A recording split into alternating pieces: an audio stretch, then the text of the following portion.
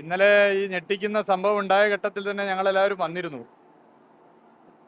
ഇവിടെ ഇപ്പോൾ ഒരു നാഥനില്ലാത്ത സ്ഥിതിയാണ്.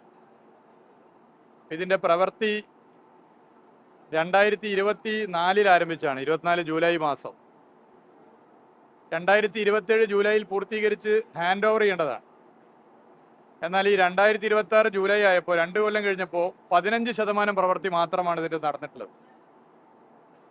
ഈ ഇന്നലെ പൊട്ടി വീണ ടവർ അത് അപകടകരമായ സ്ഥിതിയിലാണ് എന്നുള്ള വിവരം വളരെ നേരത്തെ തന്നെ ഇന്ത്യൻ റെയിൽവേക്കും കേന്ദ്ര സർക്കാരിനും ലഭിച്ചതാണ്. അങ്ങനെയുള്ള വിവരം ലഭ്യമായിട്ടും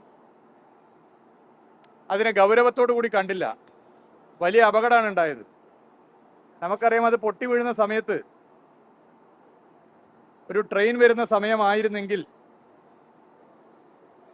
നൂറുകണക്കിന് ആളുകളുടെ ജീവൻ നഷ്ടപ്പെടുമായിരുന്നു. ലാഘവത്തോടു കൂടിയാണ് ഈ വിഷയത്തെ കണ്ടിട്ടുള്ളത്.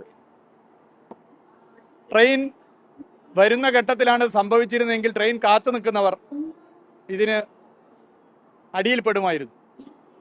നമുക്കറിയാം, കേരളത്തിലെ വളരെ പ്രധാനപ്പെട്ട റെയിൽവേ സ്റ്റേഷനാണ് കോഴിക്കോട് റെയിൽവേ സ്റ്റേഷൻ. 10,000-കണക്കിന് ആളുകൾ ദൈനംദിനം ഉപയോഗിക്കുന്ന റെയിൽവേ സ്റ്റേഷനാണ്. ഇങ്ങനെയുള്ള റെയിൽവേ സ്റ്റേഷനിലാണ്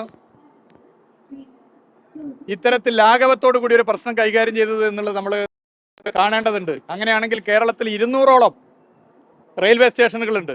5 ലക്ഷത്തിലധികം യാത്രക്കാർ ദൈനംദിനം ഈ സ്റ്റേഷനുകൾ ഉപയോഗിക്കുന്നുണ്ട്. ഇവിടെയൊക്കെ ഇതുപോലെ പഴയ കെട്ടിടമാണ്. ഗൗരവത്തിൽ നമ്മൾ കാണണം.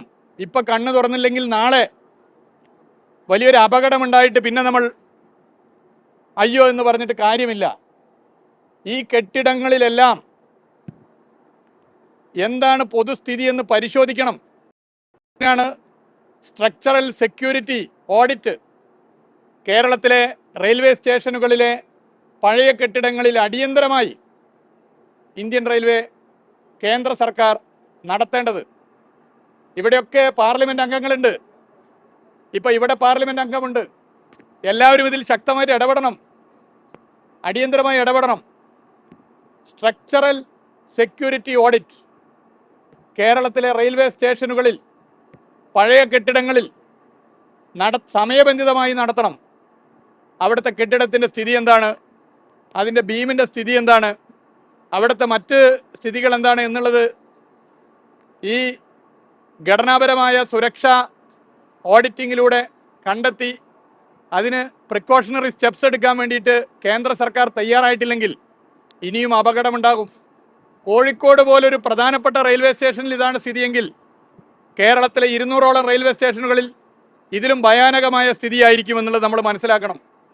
ഇപ്പം ഞങ്ങളിവിടെ വന്നപ്പോൾ അവിടെ പണി നടക്കുന്ന സ്ഥലം നിങ്ങൾ നോക്കണം. അതിഥി തൊഴിലാളികളാണ്, മറ്റ് സംസ്ഥാനങ്ങളിലെ തൊഴിലാളികൾ 3 പേരാണുള്ളത്. ഒരു നെറ്റ് പോലും താഴ്ത്തില്ല. ഒരു സുരക്ഷാ സംവിധാനം ഒരുക്കാതെയാണ് ഇതിൻ്റെ പരിശോധന നടക്കുന്നത്. ഞങ്ങളിതൊന്ന് സംസാരിക്കാൻ വേണ്ടി ആളുകളെ അന്വേഷിച്ചപ്പോൾ ഉത്തരവാദിത്തപ്പെട്ട ഒരു ഉദ്യോഗസ്ഥൻ ഇത് സംസാരിക്കാനില്ല. കേന്ദ്ര ഗവൺമെൻറ് ഇതിനെ ഗൗരവത്തോടെ കാണുന്നില്ല എന്നുള്ളതാണ് വളരെ പ്രധാനപ്പെട്ട പ്രശ്നം. വളരെ ഗൗരവമേറിയ പ്രശ്നമാണ്. ഇപ്പോൾ പുതിയ കെട്ടിടങ്ങളെന്ന് പറഞ്ഞ് സമയബന്ധിതമായി പ്രവൃത്തി പൂർത്തീകരിക്കാതെ പോകുന്ന ഒരു ഭാഗത്ത് പ്രശ്നങ്ങളുള്ളപ്പോൾ തന്നെ പഴയ കെട്ടിടങ്ങൾ സംരക്ഷിച്ചു പോകാൻ വേണ്ടി, സുരക്ഷ ഉറപ്പുവരുത്താൻ വേണ്ടി തയ്യാറാകുന്ന ഇതിനോട് ഇതേ സമീപനമാണ് തുടരുന്നതെങ്കിൽ അതിശക്തമായ പ്രക്ഷോഭത്തിന് നേതൃത്വം കൊടുക്കേണ്ടി വരും. അപ്പം ഞങ്ങൾ CPIM-ൻ്റെ ജില്ലാ സെക്രട്ടറി ഉണ്ട്, മുൻ MLA പ്രദീപ് കുമാർ ഉണ്ട്, DYFI സ്റ്റേറ്റ് പ്രസിഡന്റ് വസീഫ് ഉൾപ്പെടെ CPIM-ൻ്റെ കോഴിക്കോട് ജില്ലയിലെ ലീഡർഷിപ്പ് എല്ലാവരും ഇവിടെ വന്നിട്ടുണ്ട്. വളരെ ഗൗരവത്തിൽ ഈ വിഷയത്തെ കാണുകയാണ്. ഇതേ സമീപനമാണ് തുടരുന്നതെങ്കിൽ ശക്തമായ പ്രക്ഷോഭം CPIM-ന് ഈ വിഷയവുമായി ഏറ്റെടുത്ത് നടത്തേണ്ടി വരും.